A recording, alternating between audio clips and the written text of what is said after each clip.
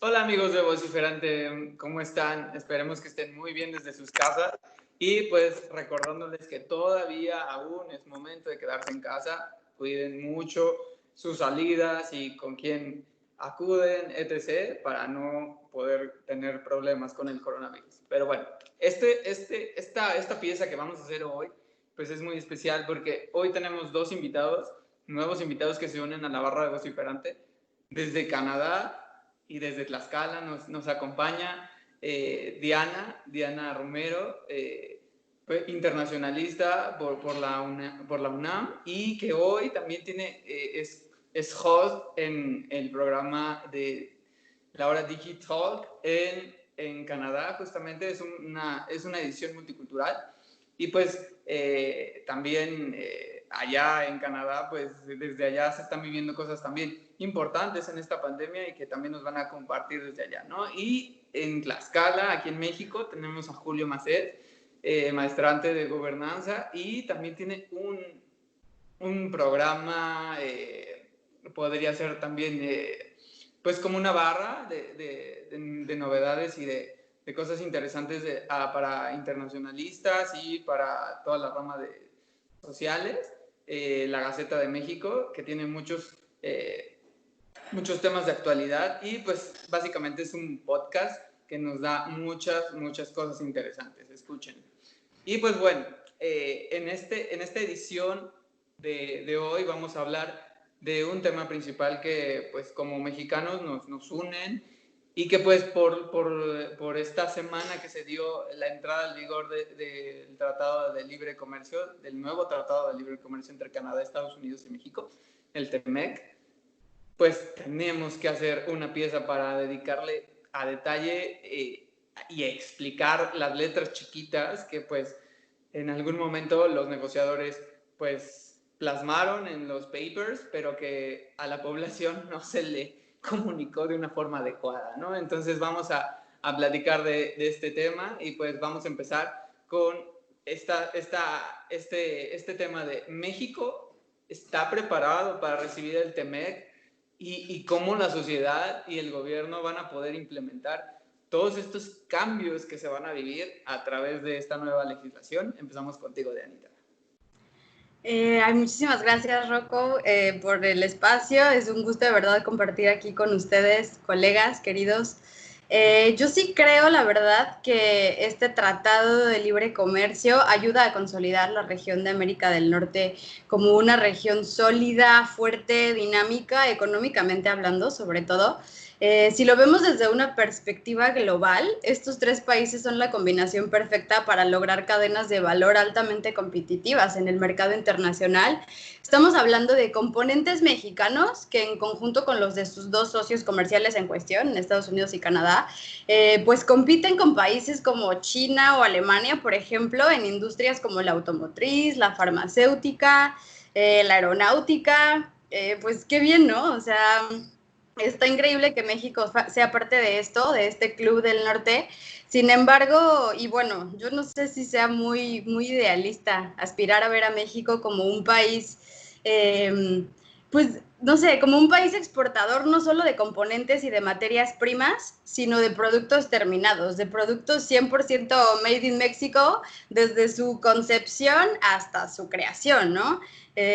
Porque pues el talento y los recursos naturales y los recursos humanos los tenemos.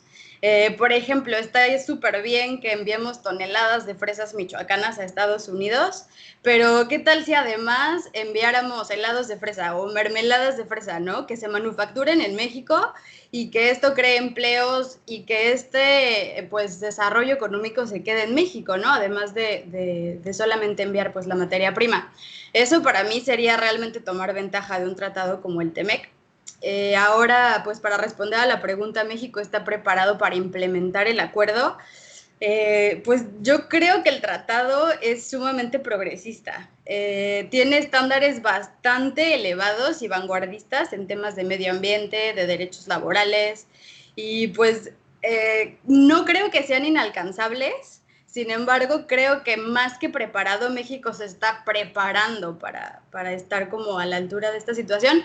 Lleva ya algunos años preparándose, desde las tan polémicas reformas estructurales, sobre todo la reforma laboral y la reforma energética, por mencionar pues algunas, pero creo que necesitamos ser un poco más disciplinados en el momento de implementar todas estas reformas y todas estas políticas para poder ver realmente los resultados que prometen, ¿no? Por ejemplo, uno de los cambios más atractivos de este tratado del TEMEC se menciona que, bueno, es la inclusión de las pymes en las cadenas globales de valor y una de las estrategias para ayudarles a cumplir con los requerimientos del tratado es facilitar el acceso a la información.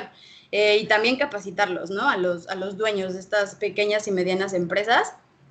Entonces, creo que un documento clave, digamos, hablando de las letras chiquitas del tratado, un documento clave son las regulaciones uniformes. Y resulta que el documento, sí, ya está disponible en el sitio oficial del gobierno mexicano, pero está en inglés. Es un documento súper técnico y súper importante para comprender las condiciones que deben cumplir los productos para poder ser exportados. Y sobre todo que marca las pautas para las pymes. O sea, las pymes representan el 52% del Producto Interno Bruto del país. Y un documento tan importante, pues yo creo que debería estar en español, ¿no? O sea, sobre todo si estamos hablando del acceso a la información como estrategia para impulsar la economía mexicana. Entonces, pues desde ahí ya tenemos un obstáculo, ¿no? Para las empresas mexicanas. Eso es un ejemplo entre varios. Muchos dicen que sí estamos preparados. En mi opinión, sí estamos listos en el plano legal. El tratado ya se aprobó por el Senado, por el Poder Ejecutivo. Y pues eso habla de un muy buen nivel de democracia, ¿no? Tomando en cuenta la ideología de nuestro presidente, o sea, que haya pasado como tan fácilmente, por así decirlo, pues habla bastante bien del nivel de democracia del país. Pero yo creo que en la práctica todavía hay bastante que hacer. Las condiciones laborales de los mexicanos aún no son equiparables a las de los estadounidenses o a las de los canadienses. Y pues yo me pregunto, ¿en dónde va a radicar nuestra competitividad si quitamos de la mesa ese comodín tan importante que era la mano de obra barata, ¿no? Otra pregunta, por ejemplo, que yo me hago es, ¿contamos con los recursos económicos y con la infraestructura para explotar adecuadamente nuestros recursos naturales? Porque sí los tenemos, ¿no? Pero para poder cumplir con las nuevas normas de origen del tratado, o sea, uno de los temas también polémicos es que aumentó el porcentaje de materias primas que tienen que venir de la región. Y a lo mejor México sí las tiene, pero tiene la infraestructura para explotarlas. Eso yo, por ejemplo, me pregunto. Otra de las temáticas del tratado es la digitalización de las empresas. Pues también estamos hablando ahí de infraestructura, ¿no? Y pues de capital, no sé, o sea, como de estar preparados, de conocer cómo funcionan estas plataformas digitales y todo eso, y tener también acceso, porque cuántas pues localidades en México no tienen necesariamente la mejor conexión a internet o este tipo de cosas que permitan la digitalización de las empresas mexicanas, ¿no? Definitivamente creo que hay varios asuntos prácticos que merecen nuestra atención. Sin embargo, bueno, yo considero a México un país súper resiliente y súper ingenioso. O sea, seguramente se las va o nos la vamos a ingeniar y vamos a ser capaces de encontrar las soluciones a todos estos retos. Digo, no en vano tenemos tratados comerciales con más de 50 países en el mundo, ¿no? O sea, algo estamos haciendo bien y pues adelante. O sea, creo que hay algunos retos ahí, hablando de cuestiones tan particulares como estas, ¿no? Infraestructura o normas de origen, etcétera. Pero bueno, pues también tenemos ya 26 años de experiencia con las relaciones comerciales con Estados Unidos y con Canadá. Entonces, pues más bien es adaptarnos y pues seguir evolucionando, creo yo. Muy bien, Diana. Y bueno, haciendo toda esta reflexión con lo que comentas, pues desde el 94 que el NAFTA es una realidad en los tres países, y haciendo un recuento de los momentos en los que se dio este tratado hace ya más de los 30 años que lleva el neoliberalismo en México, y muy anclado. Todo esto me recuerda a que en ese momento, en el 94, se vivía otro aire, un aire de una entrada a un nuevo mundo. Y hoy el TEMEC pues es una moneda de cambio pues bastante cara para este gobierno, y también lo venden como la gran salvación para la economía en este contexto COVID. Entonces, pues los tiempos cambiaron completamente, tan cambiaron que pues en la presidencia existe otro partido que no es exactamente el PRI, y pues entonces esta entrada del tratado, y junto con todos los cambios que México ha llevado, pues me pone a pensar que también el tema de si México está adaptándose o siempre se adapta a estos cambios, pues es obvio que sí, ¿no? Claro que con costos muy altos, por ejemplo, nuestro campo, todo este tema de la pobreza extrema que ha crecido en un 60% en el país en los últimos años. Entonces creo que pues sí, hay muchos retos que se pueden contabilizar con el tratado, pero igual veremos qué nos dice Julio para empezar esta charla sobre México está preparado o no con el TEMEC. Bueno, yo creo que es un tema muy importante, trascendental actualmente, y ahora que lo mencionas, toda la semana pasada, desde que entró en vigor el tratado del primero, tú te acercas a la prensa y lo que ves en la prensa es como si lo tratáramos como la panacea, ¿no? Y como dice este viejo adagio, ¿no? Lo del César, lo que es del César, y lo de Dios, lo que es de Dios, y en este caso lo del comercio, pues es lo del comercio. O sea, estamos en un punto de ruptura en el mundo donde hay muchos equilibrios, y el Tratado de Libre Comercio sí es una gran ventana de exhibición, por así decirlo, es una gran ventana de muchísimas oportunidades, pero al mismo tiempo no va a cambiar en gran medida lo que ya teníamos antes, ¿no? Tal México está preparado como en el 94, que hubo muchísima crítica de que México, país en desarrollo, junto con Estados Unidos y Canadá, no, pues se lo van a comer. México no va a poder no va a poder estar a la altura, no tienen la infraestructura crítica como para sostener, no tienen esas habilidades de negociación para llamar a la inversión en México. Se criticó mucho eso en el 94. Hoy vienen otras críticas, pero evidentemente, sin duda, al menos desde mi punto de vista, México está preparado tanto como en el 94 y más. Ahora que lo mencionan en el debate político, en el caso de la negociación, se utilizó muchísimo. Donald Trump arrancó su campaña presidencial diciendo vamos a salirnos del TEMEC. Ya con esa moneda de cambio, la verdad que, hombre, o sea, era una parte fundamental de la propaganda de todos los políticos, tanto en México como en Estados Unidos. Tanto fue así que le costó la cabeza a un secretario de Hacienda que luego se volvió de Relaciones Exteriores. Tanto fue así que le costó muchísima credibilidad al presidente Peña Nieto. Y tanto fue así que pues, los demócratas hasta la fecha, y que no mucha gente sabe, pero no están como muy de acuerdo con este tratado, con los que se tuvo que hacer lobby, realmente lobby, para que en Estados Unidos pasara este tratado como pasó, fueron los demócratas realmente. Yo recuerdo mucho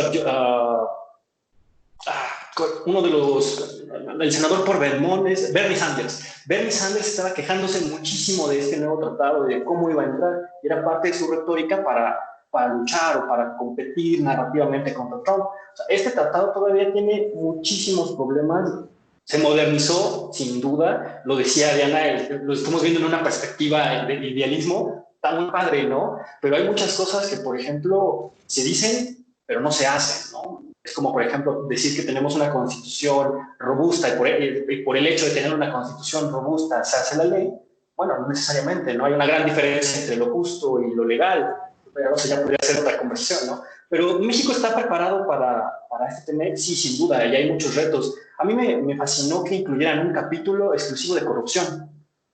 Yo creo que ese es el tema medular en México, en donde estás diciendo, ok, estamos en un país con altos índices de corrupción, creo que estamos en el lugar número 11, por ahí vi algo en la OCDE, y te quedas impresionado, así de, bueno, o sea, ¿cómo queremos tener un tratado de esta envergadura cuando evidentemente ya hay material para achicarlo, hay evidencias que podemos ver? Pues vivimos en un país muy corrupto, en un país en donde de la noche a la mañana igual no te pueden asegurar tu inversión, y eso lo dice el presidente, ¿no? Relativamente, o sea, lo vemos de repente un día decir, no, vamos a cerrar tal empresa, otra empresa no va a abrir, vamos a cancelar trabajos.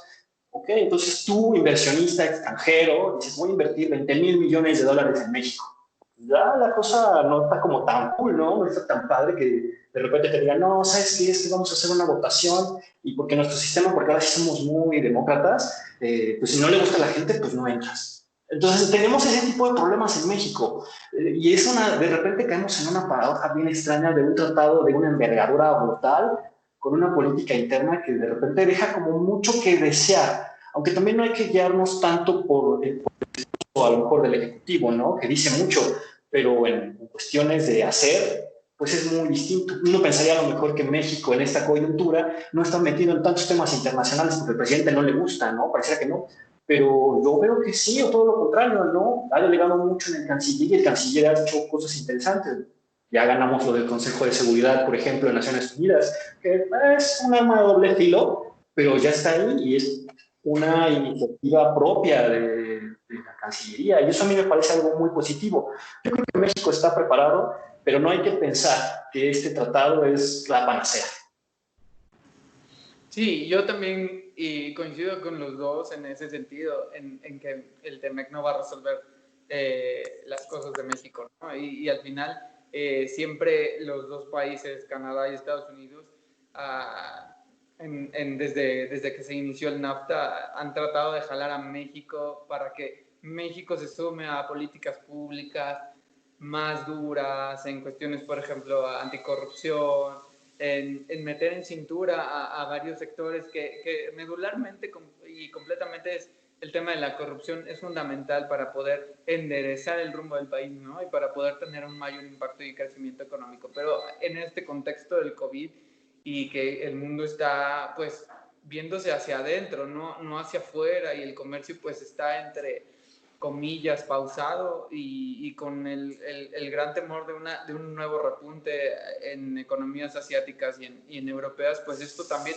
pues no logra tener el impacto que, por ejemplo, algunos líderes como Trump o como AMLO quisieran tener, ¿no? O sea, los líderes piensan que solamente con aprobar la ley y con implementarlo, las inversiones van a llegar, y como lo dices, Julio, o sea, al final del día los mensajes que se mandan son muy ambiguos.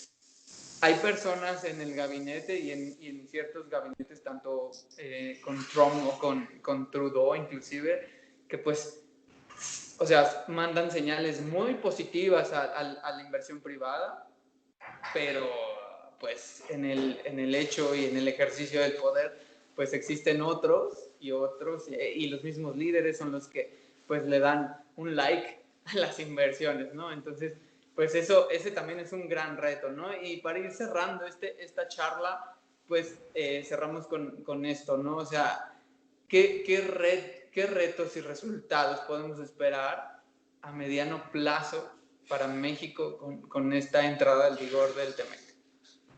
Vamos contigo, Dianita. Gracias. Justamente, creo que dieron en un punto medular para hablar de los retos que enfrenta México con la entrada en vigor del TEMEC, porque pienso que uno de los más importantes es crear un ambiente sano para las inversiones. O sea, estamos hablando de un Estado de Derecho que muchas veces, o sea, si hablamos de corrupción y si hablamos de inseguridad, pues esto no incentiva mucho las inversiones, ¿no? Entonces, lo que queremos son inversiones que vengan a solucionar otros desafíos que puede representar el tratado. Por ejemplo, la falta de infraestructura que mencionaba anteriormente, ¿no? O sea, es una cadena. Si necesitamos cumplir con cierta norma de origen estipulada porque se cambió en este nuevo tratado, pues necesitamos invertir en infraestructura. Y si en México no están estos recursos, necesitamos atraer esta inversión. Y para poder atraer esta inversión necesitamos trabajar en nuestra corrupción, en la inseguridad, o sea, estos temas que un tratado de libre comercio no van a solucionar, lo decía Julio anteriormente, o sea, no es la panacea, no es la solución a todos los males que aquejan a nuestro país. Sin embargo, bueno, creo que que sí viene como a incentivar estos cambios. ¿Por qué? Porque si dependemos de un comercio, si México es un país que depende del comercio y su principal socio comercial es Estados Unidos, y para poder efectuar ese comercio tiene pues condiciones como de respetar derechos laborales o respetar ciertas normas medioambientales, o estamos hablando también de un capítulo anticorrupción, pues esto puede ser un incentivo para que México se ponga las pilas y resuelva estos problemas que pues llevamos ya bastantes décadas como intentando resolver. En cuanto a los resultados a corto o mediano plazo, no hay que olvidar que el tratado se negoció y se firmó en un mundo pues muy diferente al que hoy vivimos. O sea, en estos tiempos de pandemia enfrentamos una de las crisis económicas más severas desde la Segunda Guerra Mundial. El decrecimiento del PIB en todos los países del mundo, o sea, no es un problema de México, que también marca obviamente los cambios en las tendencias de consumo, hay muchísimo desempleo a nivel internacional, entonces, no sé, por ejemplo, a mí no me preocupa, pero me intriga mucho que hoy en día ni siquiera podemos asegurar que la moneda por excelencia para hacer intercambios comerciales va a seguir siendo el dólar americano, ¿no? Esto que está pasando en China, que están proponiendo nuevas cibermonedas y toda esta situación económica que se está, pues, no sé, cocinando junto con la pandemia y estamos a la expectativa todos, yo creo que es bastante osado hacer predicciones en un contexto como este. Sin embargo, bueno, creo que efectivamente el TEMEC nos abre a una diversidad de oportunidades para insertarnos de una forma pues más democrática en el mercado internacional. Esto de incluir a las pymes, si bien es un reto para ellas, yo creo que al mismo tiempo es un incentivo y pues como mencionaban anteriormente, México lo logró a partir del 94 y durante estos 26 años y pues o sea, vamos a hacerlo. Evidentemente quizá tome un poco más de tiempo porque ahorita el mundo está pues detenido un poco, entonces para ver cambios o resultados a corto plazo, quizá más bien tengamos que esperar. Es lo que yo pienso. Muy bien, sí, sí, es cierto. Habrá que esperar por todo este tema de la expectativa que se tiene en el mundo por el COVID y por otros diversos temas.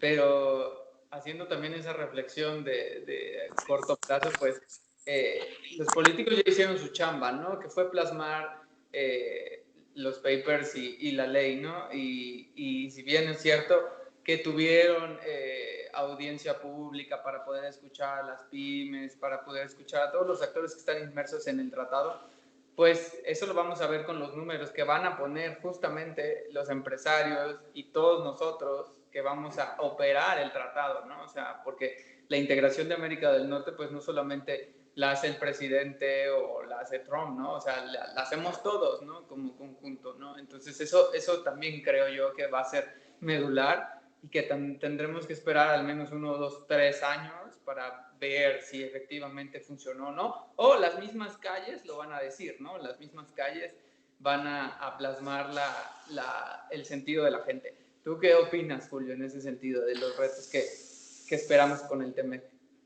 Bueno, yo creo que existen evidentemente muchísimos retos, pero un comentario, por ejemplo, al margen. Yo siempre he creído que un buen tratado comercial se ve en las fronteras. Y si vemos la frontera de México con Estados Unidos, el libre paso de entrada es algo que ha quedado en discusión y ha quedado como materia pendiente en el tratado. No hay un libre paso de México a Estados Unidos. Y eso ya de entrada es un problema categórico, ¿no? Porque está diciendo que pueden pasar bienes, pero no personas, o qué tipo de personas van a entrar. Por ejemplo, yo estoy seguro que tú estás muy familiarizado con las visas o con los modelos de visado que hay en Estados Unidos. Pues es que entonces la conversación de entrada ahí ya tenemos un severo problema. Otro severo problema, que tu presidente se sienta orgulloso de las remesas que vienen de Estados Unidos a México. Yo creo que ese también es otra mala señal, otro mal síntoma. ¿Cómo te puedes sentir orgulloso de remesas de las personas que yo diría que un gran porcentaje pues son personas que están de forma ilegal, que se fueron porque aquí no hay chamba, porque aquí no hay trabajo, y es tu sangre, sudor y esfuerzo que viene del otro lado para acá y decir, no, pues es que nuestros amigos son bien solidarios, No, hombre, eso quiere decir que internamente México tiene muchos retos y que debemos hacer política también aquí para generar un nuevo pacto social. Vemos la situación de seguridad del país, es lamentable, ¿no? Todas las semanas despertamos con una mala noticia, lo que acaba de suceder en Ciudad de México, que puede ser un síntoma tanto a nivel nacional como a nivel internacional, pues de que el crimen organizado está tomando fuerza en México. Siempre estamos viendo nuevas noticias de cómo el crimen organizado manda droga a Estados Unidos, cómo el crimen organizado mexicano se vuelve más fuerte en el mundo. Entonces, también esos son síntomas, son señales para decir, ok, creo que México necesita primero arreglar algunas cosas internas para poder desarrollar esta política comercial, que es muy importante. El comercio exterior es el que crea nuevas líneas de movilidad social, el que crea transporte, el que crea vías urbanas, el que crea casas, porque al generar empleos, estás haciendo un nuevo pacto social con la gente, estás generando una nueva perspectiva de vida, estás cambiando la línea de vida de las personas. Y eso al final de todo este tipo de negociaciones es lo más importante, porque los tratados comerciales sí son para el beneficio de los países y podemos pelearnos académicamente si controversias, qué tipos de juzgados, que dónde lo vamos a arreglar, que si se arregla en Estados Unidos o en México. Ok, pero al final del día lo importante es que esto genera también empleos. Y estamos hablando de una región que son, ¿qué te gusta? Somos como aproximadamente unas 500 millones de personas que vivimos en esta región. Y si mi memoria no me falla, hay una estadística muy interesante, el 20% de la riqueza del mundo está en esta región. Entonces estamos hablando de temas mayúsculos. Y como decía el viejo discurso de López Portillo, México, país de contraste.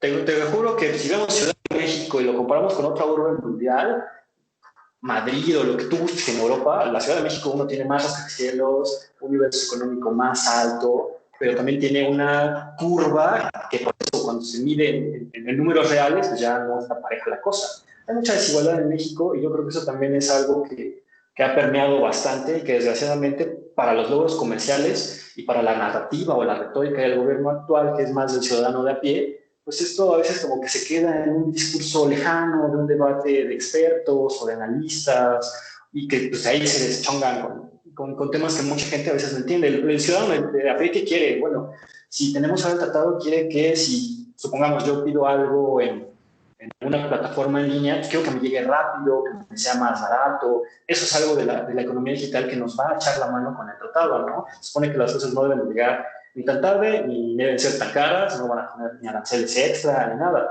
Que las MIPIMES, supongamos, yo voy a poner algo que tenga facilidades para mandar mi producto a Estados Unidos, que no me cobran una lana para mandarlo, que tenga espacios de venta allá. Y eso es algo muy importante que se llegó a negociar. También hay que bajar ese debate al ciudadano de a pie, que va a tener un mejor empleo, que va a tener supuestamente mejores condiciones laborales, que en México de entrada ya son pues bastante malitas, ¿no? Había un apartado en el que decían, no, bueno, es que algo que se va a hacer una multa así brutal es si tienes empleados niños.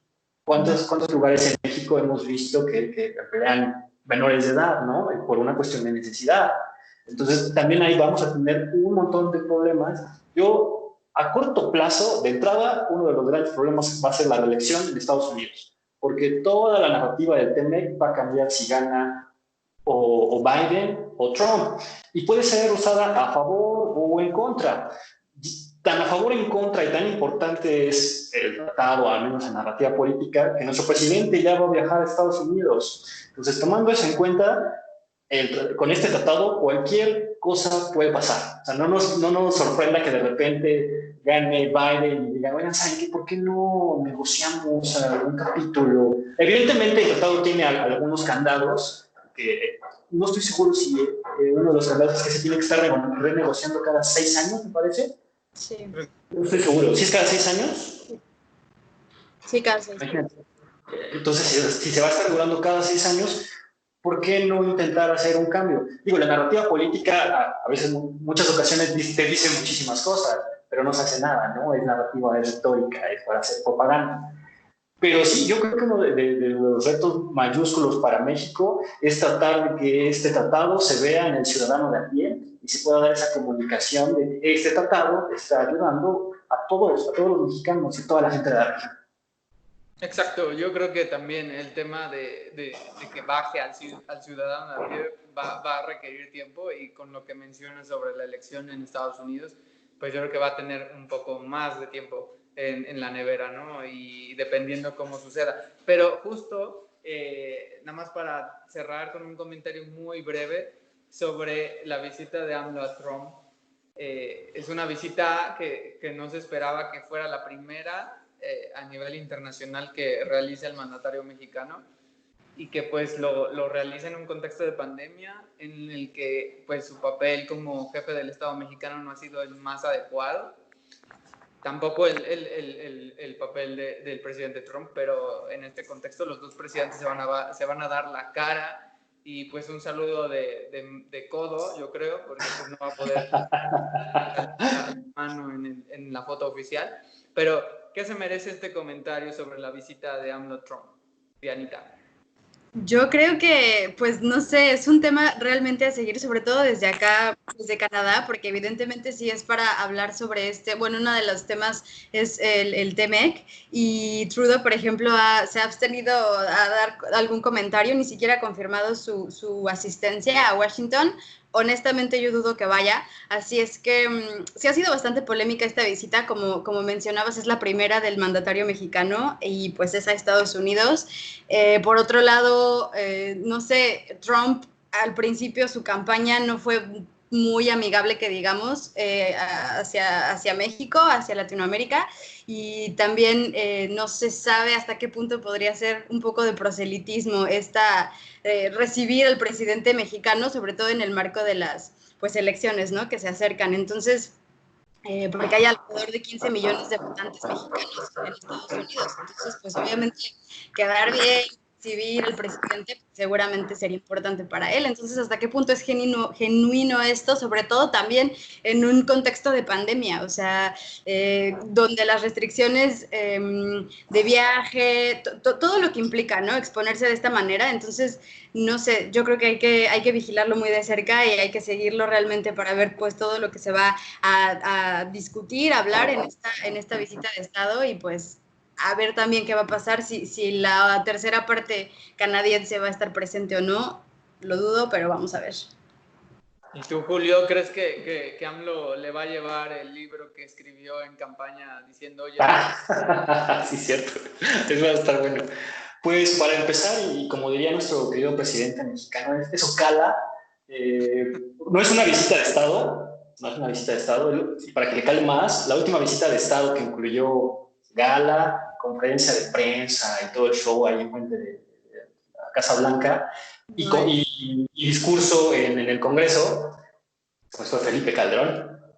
Y con un discurso duro, yo recuerdo mucho ese discurso que empezó quejándose de la forma en que habían aprobado una ley migrante en ese momento, y empezó un discurso durísimo. Obrador va a llegar, pero hermano Trump, perdón. Entonces, la verdad va a ser una narrativa bien extraña. Ya de entrada hay un montón de problemas de logística. O sea, porque que yo sepa, no sé, no hay un vuelo directo de México a Washington. Tiene que ser escala. Entonces, si va a ser una escala, pues, ¿qué onda, no? Va a estar un poco complicado cómo el viaje de un mandatario va a ser, sobre todo bajo esta coyuntura del COVID. Ya Marcelo lo tiene ahí controlado. Sí, y Obrador decía, en política se camina bajo una cuerda floja. Y tiene toda la razón, ¿no? A lo mejor no sabemos cuáles son las presiones que hay detrás, ¿no? No sabemos qué tanto margen de maniobra tenga el presidente mexicano para decir, no, ¿sabes qué? No voy o sí voy. Durante los últimos meses de pandemia hubo un gran acercamiento, sobre todo en Cancillería, por así decirlo, con el gobierno de Estados Unidos, así de, oye, Marcelo, los respiradores, Marcelo, la gente que está en Estados Unidos, Marcelo. Entonces, bajo esa narrativa, negarle algo a Trump bajo esta coyuntura va a ser muy complicado. Algo que podría hacer, pero que ya dijo que no lo hará, es juntarse con activistas en Estados Unidos, pero dijo que no. A mí se me hace una visita muy estéril en ese sentido. O sea, llegas, saludas, dices hola, bla, bla, y te vas de regreso, ¿no? Realmente como no muy aprovechada, y realmente sí se siente mucho en el análisis internacional y de analistas de Estados Unidos. Sí, evidentemente Andrés Manuel va a echarle la mano a Trump ahora en tiempos de campaña, que la verdad la tiene bien difícil. Yo escuchaba a unos amigos que querían apostar, ¿qué apostamos? ¿Que gana Biden por un dígito o por doble dígito? Entonces, pues híjole, no sé. Yo la verdad sí lo dudo a doble dígito, porque si es un margen un poco margen de ganancia, yo creo que en una de esas, si Trump sería el primer presidente de Estados Unidos que dice, no, ¿sabes qué? Me hicieron fraude. En un país en donde la democracia está basada en la confianza, ¿no? Y sería sorprendente. O sea, yo no dudo que pueda llegar a pasar. De repente, no se sabe qué puede suceder con Donald Complicado, Trump. pues puede que haya un empate como en el 2006 aquí en México, ¿no? Quién sabe qué puede pasar, pero pues no sé si Sí, alguien quiere agregar un comentario más, si no ya estaríamos cerrando.